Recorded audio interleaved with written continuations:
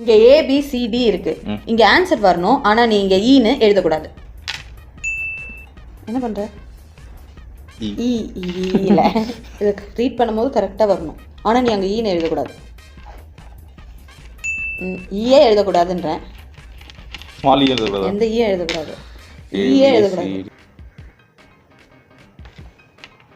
என்ன யோசிக்கிறேன்?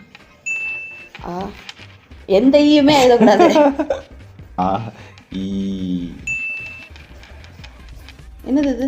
சிரிக்கிறது. எப்படிதானோ ஆல்பபெட் தான் இருக்கணும் அங்க.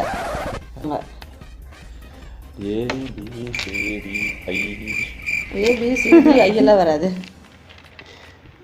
ஆல்மோஸ்ட் நீ கிட்ட வந்துட்டேன். நல்லா யோசிச்சு பாரு.